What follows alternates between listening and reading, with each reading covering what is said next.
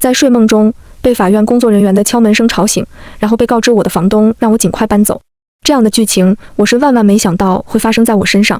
10个月前，我从之前的公司辞职，准备自己开一个平面设计工作室，物色了好久，终于找到了合适的房子。这是一个距离上海新天地不远的小洋楼，一共3层，我租下了2楼的一间房，2室1厅。客厅比较大，足够日常活动，还能放下一个大办公桌，是我平常的办公区域。一间卧室自己住，另外一间卧室准备做民宿。这套房子最吸引我的点，不只是位置好，价格合适，最重要的是，它满足了我对上海所有的幻想。法租界的小洋楼，街对面有一家好吃的老牌生煎店，路口有一座仿佛从《情深深雨蒙蒙》电视剧里搬出来的电影院，后院还有一棵颇有年头的梧桐树，骑车到外滩不超过半小时的距离。然而安心住了10个月后，却面临房东即将把我赶出来的局面。本来因为熬了大夜工作，神志不清，一大早被敲门声吵醒，还有些起床气的我，一时间还不清楚自己处于什么状况中，不耐烦地对来人说，要搬家也要提前通知一声吧。敲门的小姑娘也显得有些委屈，弱弱地说，我就是来提前通知你的。这时候我才慢慢清醒，想了想自己刚才的态度不太好，大概也是因为强装淡定的倔强吧。工作人员跟我介绍完前因后果，并交给我一份判决书就离开了。关上门我就绷不住了，就像烫脚的猴子，上蹿下跳，不知所措。最终拨通了我大学同学，也是我好朋友的电话，孙简。我要露宿街头了，那边沉默了好一会，听筒才传来慵懒又迷离的声音，喂，谁呀？估计他也是熬夜还没起，不过我也顾不上了，是我，楚燕，你给我滚起来！我要流落街头了。对面没声音，低头一看，居然给我挂了。我也没心思再想他了，赶紧低头琢磨起这份判决书，又翻出来租房合同，看看事情还有没有回旋的余地。正当我一字一句细细研读判决书和租房合同的时候，又传来了敲门声。我这回不敢瞎开门了，轻手轻脚往门口挪步，刚往猫眼里看，还没看清是谁，外面的人就中气十足地喊道，楚燕，给爷开门。哦，孙简来了。他是上海人，他家离我家2条街，由于我一个人住，自己做饭比较麻烦，他爸妈和奶奶人又很好，所以我经常去他家蹭吃蹭喝。他来我家，我去他家都是轻车熟路。看他穿着大 T 恤大裤衩，他拉双拖鞋，蓬头垢面的样子，大概是放下电话就来了。行，暂时还不用绝交。我刚睡3个小时，我以为甲方又要改稿，你什么情况啊？我预想我来看到的场面是你的行李被扔在街上，你再躺在地上哭，我看你这还行啊，跟之前没啥两样。说完还打了个哈欠。我翻了白眼，没好气儿地说，你就不能盼我点好？今天我也是刚睡没一会，法院就来人了，说大房东已经1年多没收到房租了，要把我赶出去。孙简一脸迷惑，你已经这么落魄了吗？房租都交不起了？不对，你不是刚搬过来不到1年吗？我接着说，我的租房合同是跟2房东签的，我的房租都按时交了，是2房东一直没有把租金给大房东，现在大房东要来赶人了。我一边说一边挥舞着判决书扔给了他。孙简一手抓着他的一头油发，一手翻看着判决书，艰难地思索着，然后得出结论，大房东心挺大呀，1年多没收到房租，居然才想起来轰人，我差点被气笑了。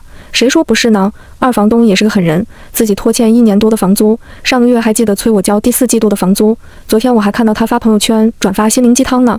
2房东这算不算诈骗啊？孙简后知后觉道。算吧，等我查查。我赶紧搜了搜怎么定性诈骗罪。5万元就算数额巨大了，可以处3年以上10年以下有期徒刑，并处罚金。我一边翻着手机，一边算着我交的房租，我肯定超过5万了，我都交了1年房租了，这个2房东绝对构成诈骗了。孙简听完也来劲了，对，咱这个事跟大房东谈确实不占理，但是跟2房东那里绝对是有理的，咱们房租都交了，不能就这么被赶出去，实在不行就报警。我也收起手机点点头，反正你的房租不是还有2月就到期了吗？怎么着也能拖完这2月，拖也是能想到最靠谱的方法了。这么想来，我也有了信心。不过我当初可是给中介交了1个月房租当中介费呀，我是打算常住的呀，只住了1年，真是不甘心，心疼我的中介费。当事情有了一点眉目，就会有些得意忘形，试图得寸进尺。你说，当初介绍这套房子的中介是不是也有问题啊？我能不能把中介费要回来？别做梦了，本来也不好找到这种小中介租给你房子的证据，更何况人家跑了你都找不着。想想也是，亏点中介费虽然肉疼，不过能住到房租到期，我也算勉强知足了。这2月只能接着找房子了，鸡飞狗跳，紧张了一早上。现在问题也算是有了解决思路，只能以不变应万变，暂时也做不了什么。请孙简吃了碗蟹黄面，就各回各家补觉了。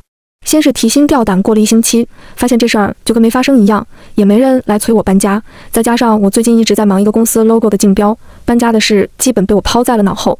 我也没有联系二房东，不知道是怕打草惊蛇还是什么的，下意识觉得维持现状，尽量保持这种平衡，比撕开了直接谈何去何从的好。潇洒的又过了1星期，果然该来的还是要来的。这次来的还是正主，又是熬了一个大夜的早上，又是被敲门声吵醒。洋房的老木门敲起来的声音格外洪亮，直击人心。被突然吵醒，导致心惊胆战的我，大脑还是一片混乱，压根儿没感受到危险正在逼近。一边往门口走，一边没好气儿地问了句：“谁呀？”快递放门口就行。门外安静了2秒钟，说了俩字儿：“房东。”听不出什么语气。房东？什么房东？由于这半个月关于房子的事实在是毫无音讯，我又忙得颠倒黑白，差点忘了自己还非法住在被人的屋子里。另外我知道房东应该是一个老大爷，所以当一个年轻的声音出现在门口的时候，我下意识是没反应过来的。伴随着我宕机的大脑慢慢复苏，时间大概过去了5秒钟，直到门口的声音再次响起，开门。我反应过来，赶紧开了门。其实我大脑还是飞速思索了一下要不要开门的，但是一顿头脑风暴后，我怂了。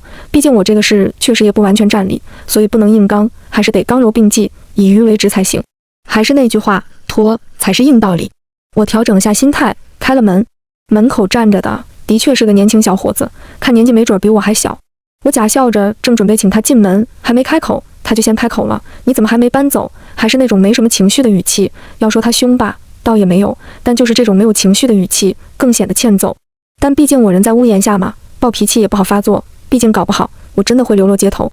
我尴尬地收回了手，继续笑嘻嘻地说：“您先进来吧，这个事情咱们还是得再谈谈。”他倒是也没再作妖，径直走进了客厅，环顾了一下四周，估计也是在检查我有没有乱搞他们家。我去旁边的厨房准备弄些喝的，可乐、果汁、咖啡、茶。咖啡，谢谢谢谢。刚才趾高气扬的样子还真看不出来这么有礼貌呢。他接过咖啡，喝了一口，就又开始了灵魂发问：“你打算住到什么时候？”虽然是问句，但语气中丝毫没有商量的意思。我一时不知道该如何应对，也只能硬着头皮实话实说。我交了第4季度的房租，离租期结束还有1个半月，我租期一到就搬走。我可是没有收到1分钱租金，这人是不是有点什么大病？租金去哪了？你不知道吗？你去找二房东要啊！欺负我算什么本事？我想平安了事，真是给你脸了。我也压不住火气了，直接没好气儿道：“那这是你跟二房东的事情，找我也没有用，我反正是交了房租的。”没错，但是确实是你住在我的家里，并且我没有收到房租。他又喝了一口咖啡，从容地说道。我还真被他绕进去了，感觉他说的是歪理，但我找不出证据。他还是那一副高高在上的样子，有房子了不起吗？此时此刻看上去好像还真的有点了不起。顿时我有点仇富了。我现在开始后悔当初居然跟孙简那个没脑子的讨论拖延大计，没有找个学法律的朋友好好咨询一下。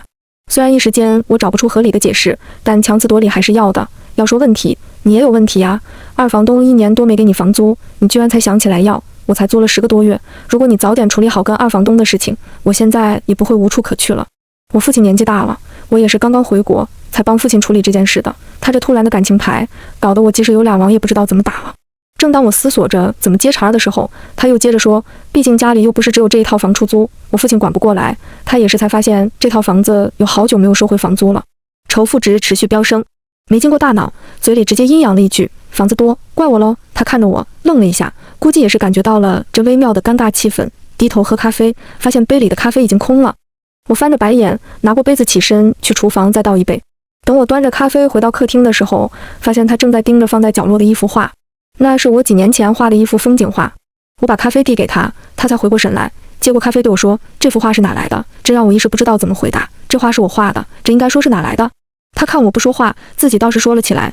3年前我假期回国的时候，在一个画展看到过这幅画，当时想买下来，但是作者说不卖，最后连作者都没有见到。你为什么会有这幅画？这回一改毫无情绪的语气，变成了诧异和有些敌视，仿佛内心在说：“我都没买到，你凭什么可以？”听他这么一说，我还是有点印象的。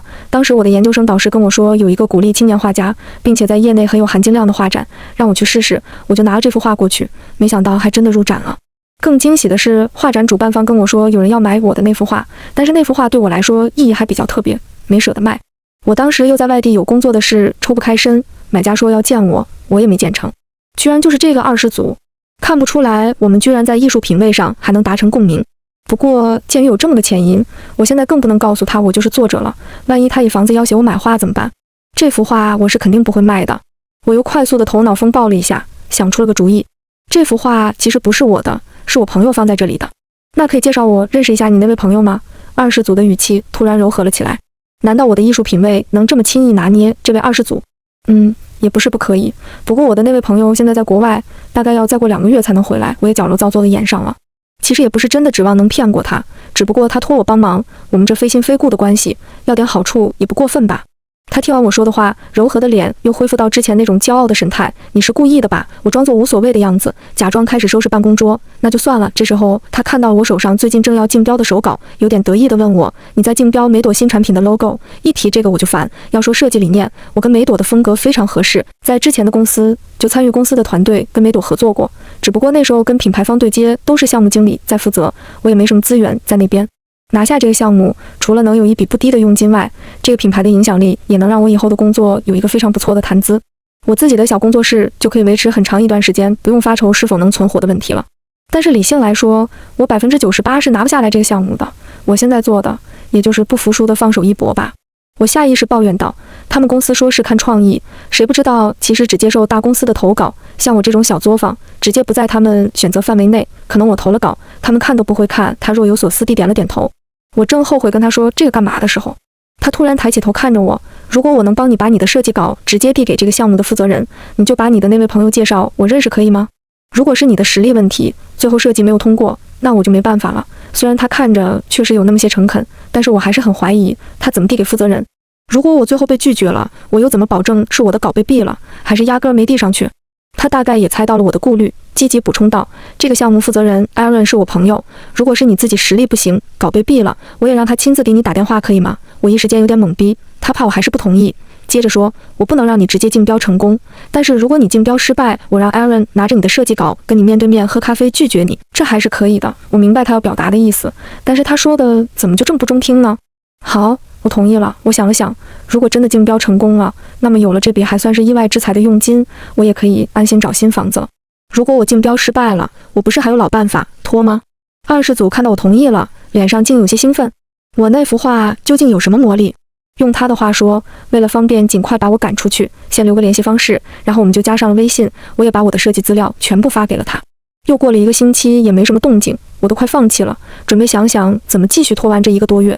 他微信突然跟我说话了：二世祖，你通过了。我竞标通过了。二世祖，对。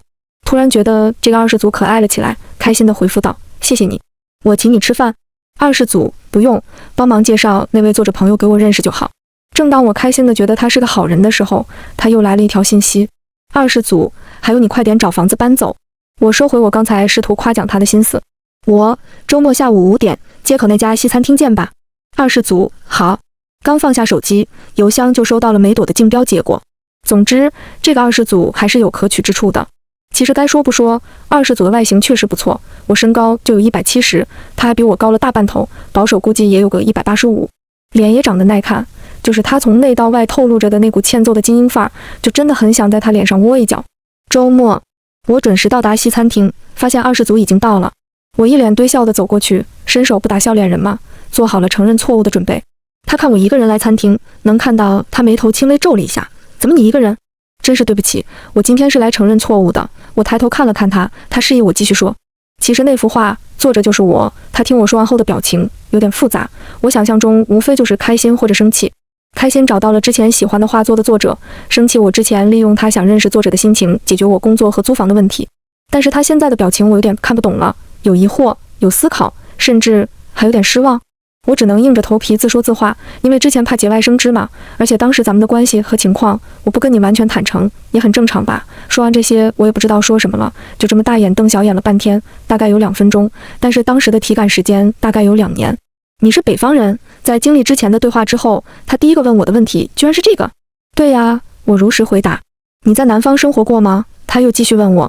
没有，我从小到大都生活在北方，包括大学和研究生也是在北方读的，是毕业之后才来的上海。除了小时候我在杭州姥爷家玩过1个暑假，不过这也不算生活过吧。当我回答完这2个莫名其妙的问题后，他的眼里就满是失望了。但是我又不知道该从何问起，况且我们的关系又没有那么熟。这时候点的菜上来了，算是缓解了一下气氛。他对我说：先吃饭吧，然后就一言不发了。我跟他也没什么好聊的，就索性低头吃饭。直到快吃完了，他对我说：最近找房子了吗？还是惦记着把我赶走？这附近的房子不太好找，我随口说着套话。你算自由职业吧？是不是也没必要非住在这附近？这附近房子也不便宜。他倒像开始聊上家常了。喜欢洋房。他笑了笑，洋房很有上海的感觉吧？听到这句话，我就想起我小时候的一个玩伴了，心情也放松起来。对啊，小时候我有个朋友，他说他家就在法租界的洋房里，所以现在来上海了，就很想体验一下他口中的上海。他突然来了兴趣，早上去楼下的生煎店吃早饭，然后去隔着3条街的学校上学，下午偶尔会逃课出来去街口的电影院看电影，放学的时间刚好看完，背着书包回家。运气好的话，我还能吃到我妈做的红烧肉。没想到二世祖也有着接地气儿的一面，真是看不出来你小时候还逃课啊。他也笑了笑，上海的男孩子也淘气啊，看着气氛轻松了些。我还是问出了我好奇的问题，你为什么喜欢我画的那幅画呀？他不假思索地回答道：“好看，就这么简单。”我有些惊讶。对呀，好看。你画的是哪里呀？他看似随意地问道。我也不知道为什么，心里有些没来由的失落，随口说着：“哦，杭州边的一个乡下，我姥爷家，小时候去玩过。”你不是说你没在南方生活过？只在那玩过一个暑假，也不算生活过吧。我那个上海的小朋友就是在那个时候认识的。那你现在来上海了，平常更方便在一起玩了。早没联系了，那个暑假结束，我们就各回个家了。那时候也没什么联系方式。哦，这样啊。吃完饭，我正要起身走，他突然说道：“反正你也要找房子，也要找室友，要不然我们合租吧。”我一时没反应过来，什么？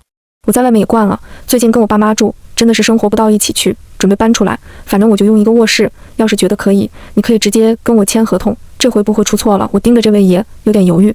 虽然这会儿他看着挺正常的，但是一想到刚认识他的时候那欠揍样，就有些退缩，毕竟这人精神不稳定。不过也有些好奇，他又不缺钱，为什么想找人合租啊？而且之前的傲慢劲儿，现在怎么像个人了？其实我也要说声抱歉，之前对你态度不太好，主要是刚回国嘛。我这个儿子也想在老爸面前表现表现，当时不太了解情况，现在事情清楚了。我这个人其实挺好相处的，而且也没有不良嗜好。看他挺诚恳的，就有些动摇。最主要的是，如果我继续住在这里，跟他签合同的话，我又能省下中介费，又省得搬家了，确实方便不少。那这2个月，我试探着问，下个季度再交房租就行。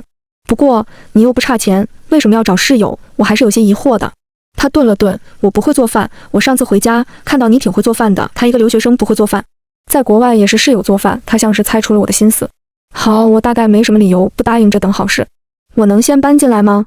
我实在是不想跟我爸妈再同吃同住1个月了。他苦笑道：“好啊，你是房东嘛，而且我也理解你。我跟我妈也是距离产生美。”出了餐厅门，我迫不及待分享喜悦。看着二世祖走远了，我赶紧拨通电话：“孙简，我房子有着落了，找到房子了。”电话那边显然没 get 到我的兴奋点在哪里。哎呀，电话说不清楚，快滚来我家！你还没说你新家在哪？孙简一脸状况外。我没搬家呢。别废话了。哦，我刚到家没一会，孙简就到了。我眉飞色舞地把事情经过讲了一遍。孙简思考了一下，说道：“二世祖不会是看上你了吧？我从来没往这方面想过。”他这么一说，我还真想了一下，然后果断否决了。你可拉倒吧，之前的态度你也知道，还能吃顿饭的功夫就看上我了？咋的？看我吃饭香？孙简审视了我一会，突然叫唤着：“你今天就穿这身，也没化妆去吃饭的？”我低头看了看自己 ，T 恤、牛仔裤，啃着苹果说：“对啊，见债主还用打扮吗？不得打扮的惨点，关键时刻还能博博同情啥的。”我俩正说着，就有人敲门，一开门居然是二世祖。你怎么来了？反悔了？我这突然心头一紧。我不是说要搬来吗？我想今天也没什么事，刚才回家收拾了一下，就先搬过来一些。这时候我才看到他手上提着2个大行李箱，行动够迅速的。把他让进来，就看到孙简一脸吃瓜表情。我转身跟二世祖介绍：“这是我好朋友孙简。”这是二，刚要说出口，发现不太对，回头问二世祖：“不好意思，我还不知道你叫什么。”“叫我 Jack 就行。”介绍完，他也就忙着去房间收拾东西了。孙简这时候又毛了：“这就是你的说鼻孔朝天的二世祖？”“对啊，咋啦？家里还有好几套房？”“对呀，你看上他了。”我好像看透了孙简的心思。孙简一脸看不争气的儿子的表情：“什么叫我看上了？你没点心思吗？你家也好几套房呢，我看上你了。”我笑嘻嘻地跟孙简开玩笑：“我不跟你说了，我要赶紧回家，下次再来你家我可不能这造型了。”临走之前，他还郑重给我提了建议：“楚燕，你赶紧把这身衣服脱了，好好当个人。”我咋不是人了？我好歹也上榜过一次咱们系的戏花泥。好汉不提当年勇，你快去照照镜子吧。走之后还给我发微信喋喋不休。你之前可没说二世祖这么帅，我之前都要被气死了，谁注意长啥样了？之前看他都不敢抬头好吗？我正躺沙发上跟孙简对线，二世祖出来了，手里还拿着一个文件袋。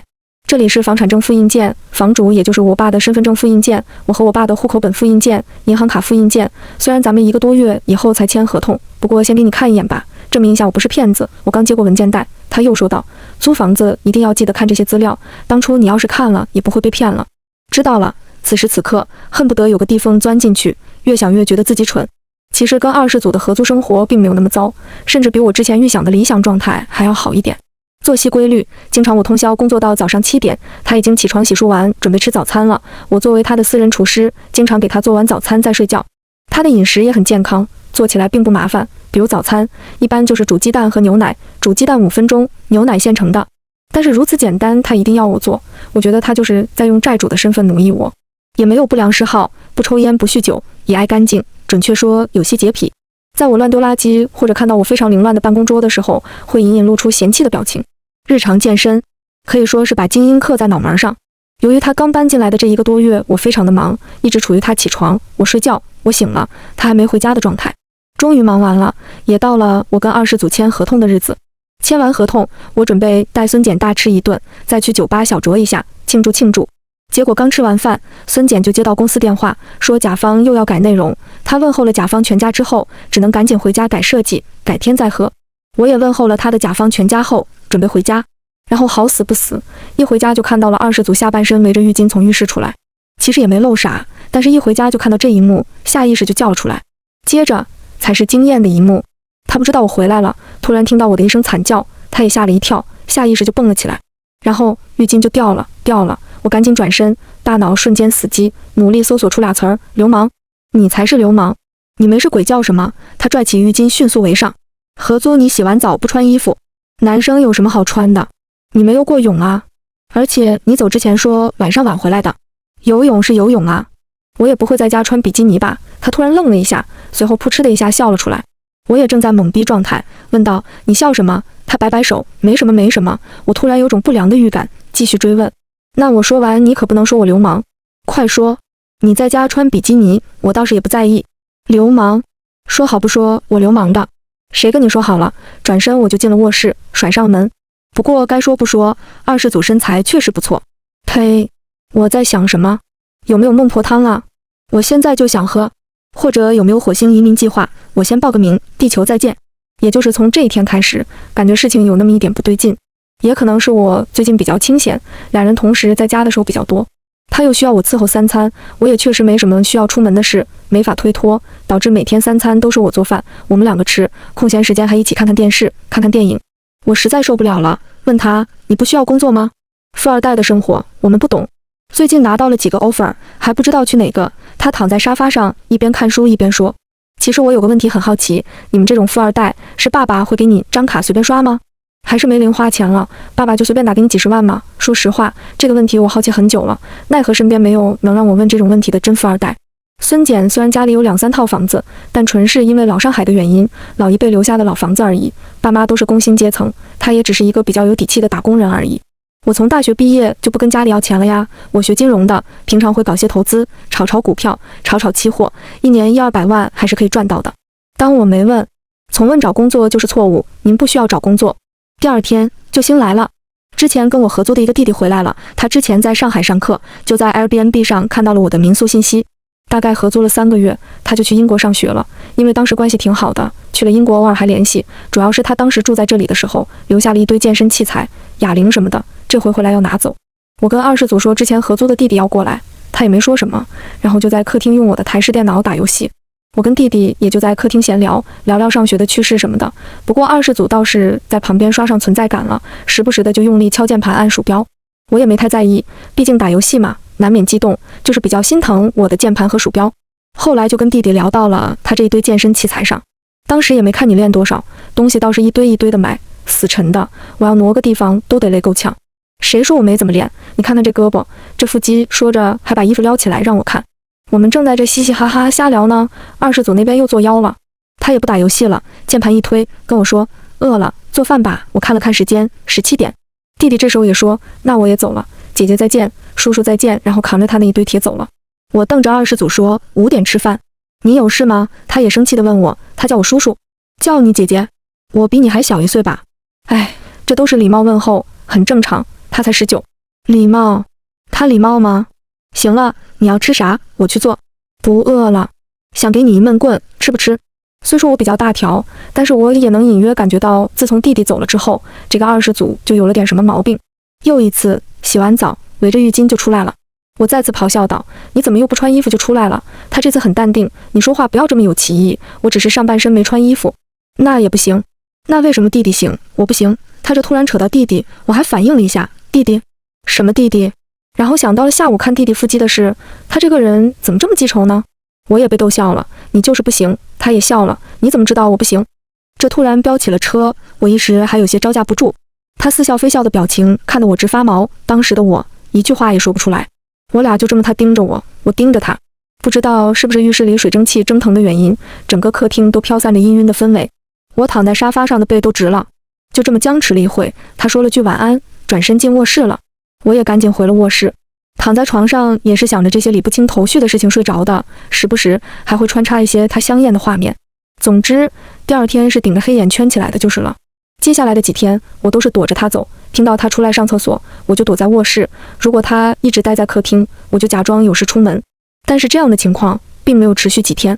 有一天，我故意很晚才回家，以为他都睡了，结果我一回家，他就坐在沙发上，逃不过了，只能客套，还没睡呀。等你，本想快速溜进卧室的我，也没法逃避了。等我干嘛？我故作轻松道。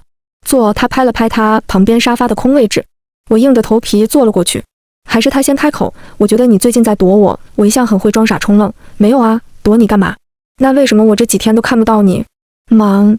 你如果真忙，应该天天在家里，你出去忙什么？你管我忙什么？我就是想管，逼到这个份上了。我以为我开了个缓解尴尬的玩笑，然而不是，管我？难道你喜欢我？其实我后来想了想，这个问题应该就是困扰我几天的症结，一直想知道的答案。对，我喜欢你。什么？我猛地抬头看他，正好对上了他看向我的眼睛。听不懂中文吗？你说的对，我喜欢你。什么？你想要听几遍，我就说几遍，我喜欢你。我听到了，我只是不明白为什么。其实我也不知道要问什么，但是就是觉得好像有什么东西被我漏掉了。本来我们两个坐的就很近，能感觉到周围的温度在渐渐升腾。他的脸靠近我，盯着我的眼睛说：“喜欢你需要理由吗？”就是很突然。我不觉得突然，你漂亮，有才华，性格好，做饭好吃。如果这些算理由的话，那就是吧。听他这么说，我真是个上得厅堂，下得厨房的好姑娘。正当我有些溜号的时候，他又接着说了：“而且你还画了这幅画。”他指着那幅我们羁绊的开始的那幅风景画。所以，他埋伏了这么久，还是因为喜欢那幅画。我的忠实粉丝。他看我还是一脸迷茫的样子，问我：“你真的不记得有几这个名字吗？”我大脑飞速运转着，记得呀，你给我的档案袋里，户口本复印件上看到过，是你的名字。他好像很无奈，叹了口气：“徐晴，你改了名字是顺便也把脑子扔了吗？你怎么知道我以前叫徐晴？我很早就改了。”这回我更疑惑了，你为什么改名字？他靠在沙发上，好像放弃挣扎了。我很小的时候，我爸妈就离婚了，我跟我爸过。8岁以前跟我妈都没联系，但是8岁的时候，我爸爸突然去世了，我就被妈妈接走了。后来我妈就给我改了名字，不知道为什么，本来从不想触碰的伤疤，这时候面对它，却这么轻易敞开心扉。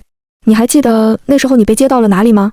就是杭州周边的乡下，我姥爷家。不过我也只在那度过了一个暑假，那是我最后快乐的暑假了。那时候很小，爸爸去世，我不明白意味着什么。第一次去南方，也很新奇。当时还有个小伙伴，每天在一起玩，很开心。我越说越觉得不对劲，突然脑海中闪过一个不可思议的想法：有几？你就是那个小男孩。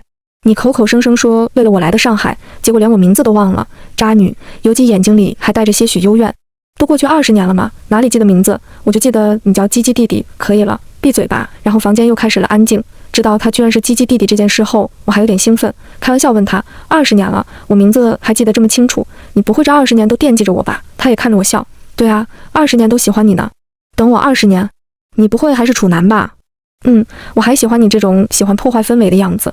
你这个是，谁会等一个人20年啊？我都不知道你在哪。我当然会谈恋爱。